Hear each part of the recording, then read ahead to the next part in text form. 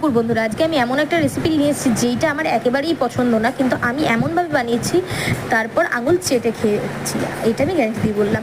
এরপর কি, তার জন্য ডালটাকে বেটে উপর থেকে নুন, হলুদ, কালো জিরে, শুকনো লঙ্কা সব বাটা দিয়ে ভালো করে মেখে ভালোভাবে বড়া তৈরি করে নিন। এরপর কি, সেই বড়াটাকে নামিয়ে সেই কড়াইতে তেল গরম করে এরপর পরিমাণ মতো পেঁপে আলুটাকে ভেজে নামিয়ে রাখুন।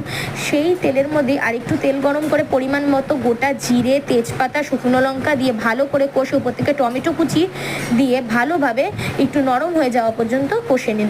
এর উপরে পরিমাণ মতো আদা, জিরে, লঙ্কা বাটা, উপর থেকে পরিমাণ মতো হলুদ গুঁড়ো, নুন, পরিমাণ মতো বাদাম বাটা, কিছুটা চিনি ও শুকনো লঙ্কা গুঁড়ো দিয়ে খুব ভালোভাবে কষুন যতক্ষণ অবধি না সেইটা ভালোভাবে কষাচ্ছে। এরপর ওর থেকে পরিমাণ মতো পেঁপে আলু দিয়ে পরিমাণ মতো যতটা গ্রেভি চান ততটা দিয়ে যখন টকবক করে ফুটে উঠবে তার উপরে ভেজে রাখা বড়াটাকে দিয়ে ভালো করে ফুটিয়ে নামিয়ে নিন। এই দারুণ পেঁপে আলু বড়ার রসা, এটা কেমন লেগেছে অবশ্যই কমেন্টে জানাবেন। আর যদি ভালো লেগে থাকে তাহলে লাইক, সাবস্ক্রাইব, শেয়ার এবং ফলো করতে কিন্তু একদমই ভুলবেন না। যেহেতু টাটা।